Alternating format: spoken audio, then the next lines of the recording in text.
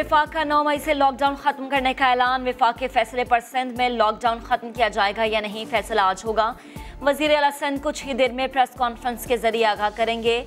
9वीं और 10वीं के इम्तिहानात और दीगर उमूर पर फैसला भी स्टीयरिंग कमेटी की मुशावरत से होगा।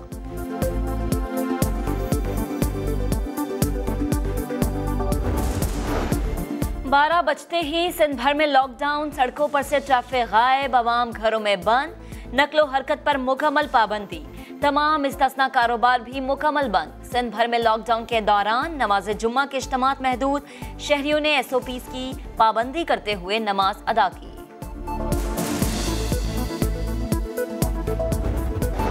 आटा, चीनी और IPPs के बाद एक और बड़ा स्कैंडल। जान बचाने वाली दवाओं की आड़ में 467 अद्वियात भारत से दरामद कर ली गई।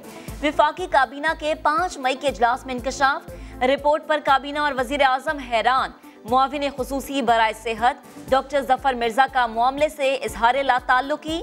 वजीर आजम ने मामला मुआविन खुसूसी बराए एहतसाब शहजाद अकबर के हवाले करके इंक्वायरी का हुक्म दे दिया। चीनी की कीमतों में इजाफे की तहकीकात। शुगर इंक्वायरी कमीशन ने लीगी रहनुमा शाहिद हक्कान अब्बासी और खुर्रम दस्तगीर को तलब कर लिया। दोनों लीगी रहनुमा कल इंक्वायरी कमीशन को अपना बयान रिकॉर्ड कराएंगे। लीगी रहनुमाओं ने इंक्वायरी कमीशन में पेश होने की दरख्वास्त की थी। एहसास कैश प्रोग्राम, अमेरिका की पाकिस्तान को इमदाद। अमेरिकी सफीर कहते हैं अमेरिका पाकिस्तान को $50 लाख इमदाद देगा। इमदाद कोरोना की वजह से मुतासर अफराद के लिए है। इससे 70,000 खानदानों को खुराक की फराहमी मुमकिन हो सकेगी।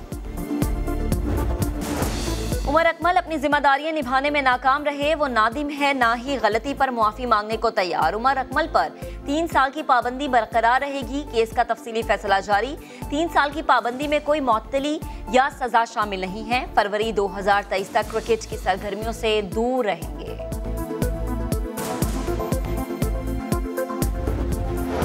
कराची में आज फिर गर्मी का राज। महकमा मौसमियात का कहना है पारा आज 38 डिग्री को छू सकता है। 15 दिन तक बारिश का कोई इम्कान नहीं।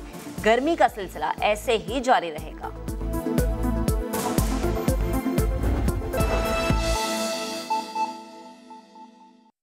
दुनिया इस नतीजे पे पहुंची और वो जो लफ्ज़ इस्तेमाल करते हैं सोशल डिस्टेंसिंग, कि जब आप लोगों को दूर एक फासले कर देंगे तो वायरस का फैलना कम हो जाएगा।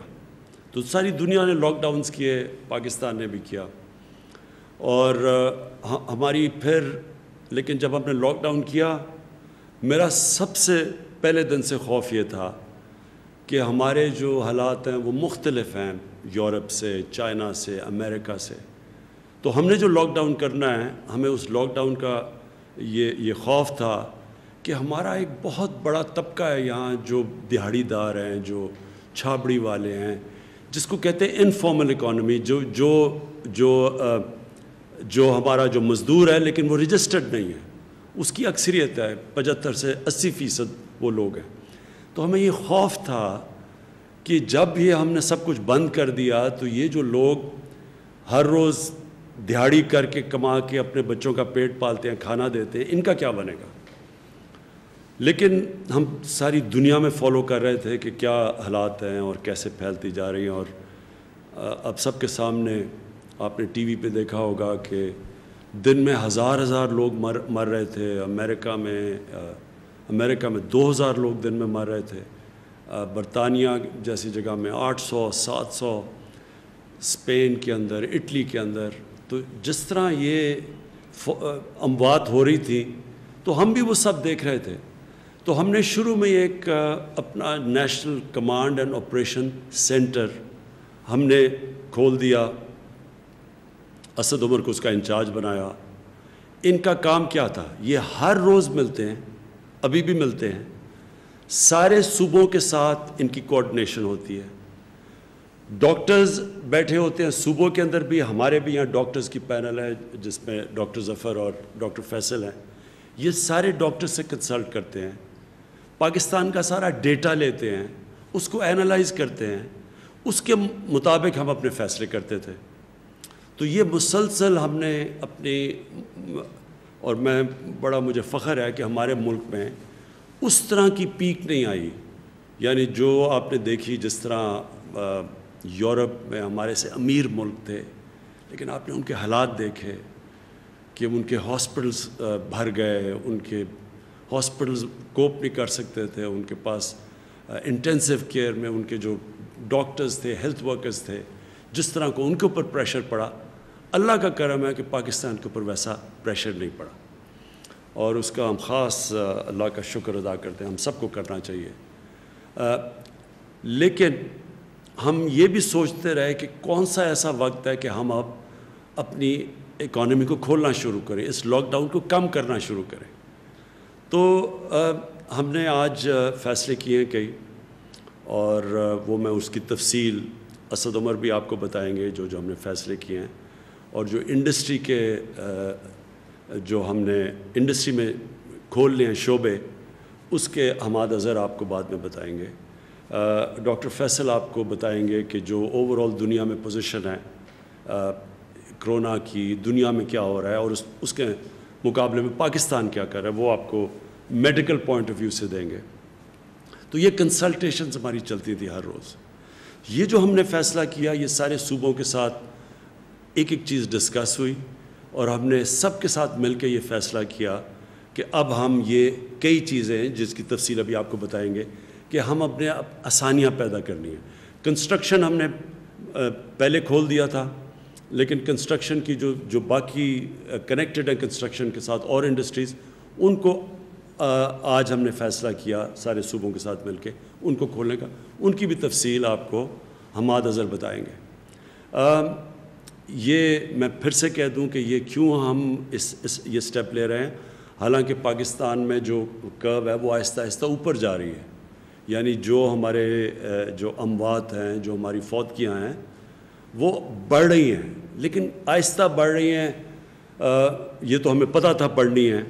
ہمیں صرف جو خطرہ تھا وہ یہ کہ وہ اتنی تیزی سے نہ بڑھیں کہ ہمارے ہاسپٹلس کے اندر جگہیں ختم ہو جائیں، اور جو بستر ہم نے خاص طور پہ کرونا کے مریض جن کو شدید بیماری ہوتی ہے ان کے لیے جو رکھے ہوئے ہیں وہ سارے بستر نہ ختم ہو جائیں. پہلے ہماری ہیلتھ فیسلٹیز یورپ کے مقابلے میں اتنی نہیں تھیں، تو اس لیے یہ سارا وقت ہمارا خدشہ تھا.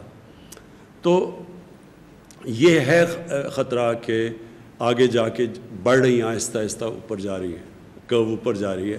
تو یہ ہو بھی سکتا ہے. تو یہ لوگ ہمارے سے پوچھتے ہیں کہ جی آپ یہ کیوں فیصلہ کر رہے ہیں. میں آپ کو اس کی تفصیل ڈاکٹر فیصل کو کہوں گا آپ کو بتائے، لیکن آج ہم یہ کہہ ہی نہیں سکتے کہ یہ کتنی دیر لگے گی. ہماری پیک جاتے جاتے 1 مہینے میں پیک آئے گی، 2 مہینے میں آئے گی، 3 مہینے میں آئے گی، ہم آج نہیں کہہ سکتے.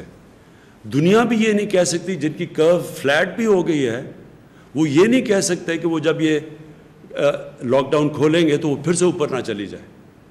اور ویسے بھی کئی دفعہ جس طرح اسپینش فلو آیا تھا 100 سال سے زیادہ پہلے، تو اس کی پھر ایک کے بعد دوسری بھی پیک آئی تھی.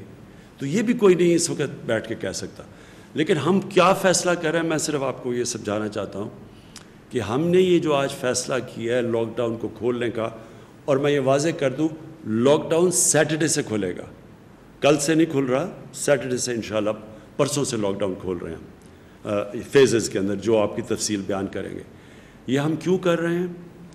یہ ہم اس لیے کر رہے ہیں کہ ہمارے ملک کے اندر لوگ بڑی مشکل میں ہیں اس وقت. چھوٹے دکاندار مشکل میں ہیں، جس طرح میں نے پہلے کہا دہاڑی دار مشکل میں ہیں، رکشہ ڈرائیور، ٹیکسی ڈرائیور، یہ جو لوگ محنت کش لوگ ہیں جو ہر روز محنت کر کے اپنے بچوں کا پیٹ پالتے ہیں، یہ سب مشکل میں ہیں. سفید پوش مشکل میں ہیں. کئی اسمال اور میڈیم انڈسٹری جو اکثریت روزگار دیتی ہے لوگوں کو، ہمیں یہ خطرہ ہے آج کہ بند ہی بالکل نہ ہو جائے. ان میں سے کئی اس کے بعد جب لاک ڈاؤن کھولے تو یہ بالکل ہی ختم نہ ہو جائے، اس کا ہمیں خطرہ ہے.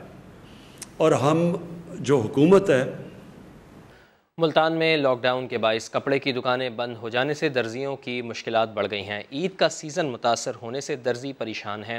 مزید جانتے ہیں راشد حمید کی اس رپورٹ میں. لاک ڈاؤن سے کپڑے کی دکانیں بند، کپڑا نہ ملنے سے ملتان کے درزی شدید پریشانی کا شکار. عید کا سیزن بھی متاثر ہو گیا. ہم بڑے پریشان ہیں. ہمارے پاس کام آئے تو چلو ہم بھی کچھ اپنے بچوں کی روزی روٹی کما لیں گے، نہیں تو عید ہم یہی ہے پرانے کپڑوں میں پہنیں گے. ابھی کیا ہے، بچوں کو कहाँ से खिलाएं। दर्जी की दुकानों पर मशीनें खामोश, शहरियों के लिए नए कपड़ों का हसूल भी ख्वाब बन गया। दर्जी कहते हैं 2 वक्त की रोटी का हसूल भी मुश्किल हो गया है। बहुत सारा ठप हुआ पड़ा है, लेकिन काम है नहीं। कपड़ा ना होने की वजह से दुकानें बंद हैं, कपड़े वाली दुकानें बंद हैं। हमारा काम बिल्कुल भी नहीं है, हम हाथ पे हाथ करके बैठे हुए हैं। रवां माह सैकड़ों अफराद के कपड़े सिलाई करके रोजगार कमाने वाले दर्जी सीजन न लगने से परेशान हैं। कैमरामैन अदनान सियाल के साथ राशिद हमीद, समा, मुल्तान।